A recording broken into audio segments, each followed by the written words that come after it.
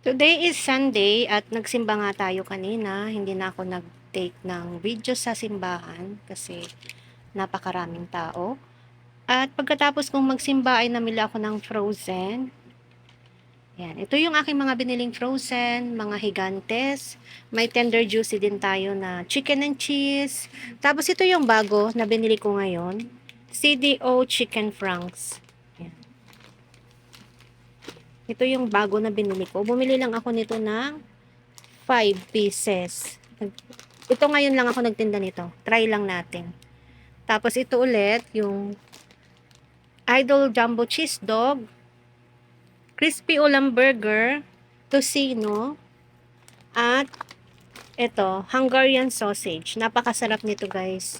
Tapos ito, pangalawang beses ko na bumili nito, Tasty Burger. Yan. Hindi siya mahirap tuklapin. Kasi nagluto ako nito ng pang-ulam namin at hindi siya mahirap tuklapin. So, yan guys yung aking mga biniling frozen. May smoke longganisa din ako dyan. Tsaka yung Joshua slice. At ang total ng lahat ng ito guys ay, ngayon ay March 10. At ang total ng aking pinamili ay 2,589. Yan. So, yan guys yung aking mga pinamiling frozen. Aayusin ko muna siya sa ref. Katatapos ko nga lang mag-ayos ng aking mga pinamiling frozen, ay nagdating nga naman ang aking mga hipag at bayaw. Nagkayayaan kasi na kumain sa labas dahil linggo naman ngayon para mailabas namin ang inay at makapamasyal na rin kasi sa inyong kaalaman ay bedridden na po ang aming inay.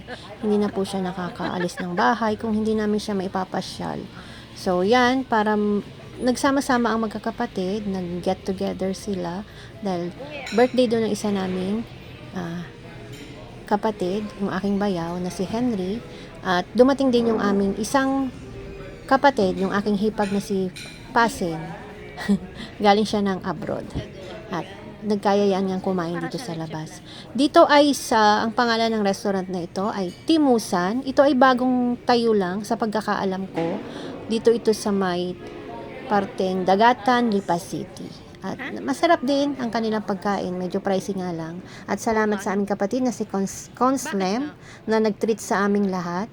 At ito na aking mga hipag na nagagandahan, mga bayaw, yan. At ang aming inay na very happy ngayon dahil nagsama-sama ang lahat ng kanyang mga anak. After kumain ay syempre CR muna at napakaganda at napakalinis ng kanilang CR. Medyo nagtagal ako dyan, aura-aura muna. Himas yan, tiyan inyong tendera, sobrang busog. Uwian time! At yan nga ang harapan ng Timusan na restaurant. Dito lang po yan sa may Dagatan. Sa mga taga Batangas po ay pumunta na kayo diyan. Tikman ninyo ang sarap ng pagkain. Tabing highway lang po yan. Duman din nga pala kami sa SM para ipamili ang inay ng kanyang mga gamit katulad ng diapers at mga biscuit na kutkutin niya. Hindi na ako nakapag-video sa loob guys. Bumili din ako kanina ng mga school supplies at saka yung mga non-food na paninda dito sa tindahan. Katulad ng super glue.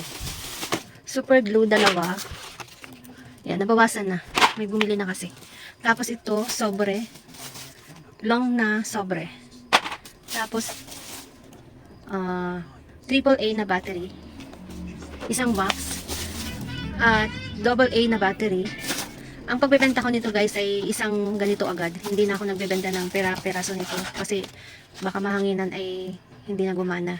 Ang isang apat nito ay 28 pesos. 7 each. So 28 ang isang ganito. Yun namang AAA ay 6 pesos. 6 pesos. 24 pesos naman ang apat na naman. Maganda din to guys. Marami din naghahanap nito sa akin. Tapos battery, lighter. Battery, lighter. 10 pesos each. Tapos ball pen, flex stick, kulay blue at saka red, black. Ito, mali-mali na inyong tendera. Tsaka ito, cotton buds. Ang pagbebenta ko ng isang ganito guys ay 10 pesos. Yan. 100 pieces ang laman. Tapos meron din ako dito, tig pa 5 pesos, 80 pieces naman ang laman. 5 pesos isa. Tapos ito, bond paper, colored paper, di ba?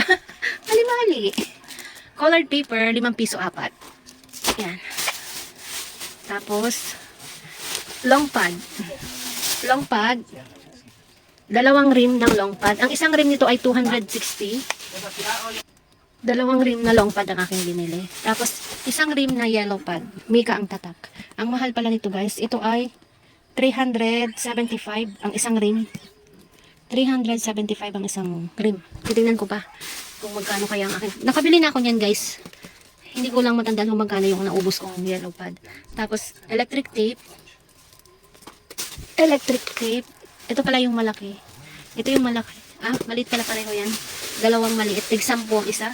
At ito, yung malaki. Pang 15 pesos ang isa. Tapos, scotch tape na makapal-kapal. Itong ganito kakapal ay 15 pesos ang aking pagbibenta. Yan. 15 pesos kasi ang laman nito ay 2, 4, 6, 8, 8 lang. Yan. Tapos, may maliit din akong kinuha yan. Maliit. Ito naman ay 8 pesos. Yan. So, yan lahat guys, yung aking napamiling school supplies at non-food. Ang total niyan guys, na binili ko sa Lipa, sa CHB Variety, dito ako palaging bumibili. Ang total niyan ay 2,253. Yan. Yan yung aking mga napamiling non-food, mga school supplies. Yan. Ginabi na ako guys sa pagpapatas kasi nga umalis kami kanina. At pinasyal muna namin si Mother. Yan, ayusin ko muna guys. Bago matulog, dapat naayos na yan para bukas iba naman ang aking gagawin.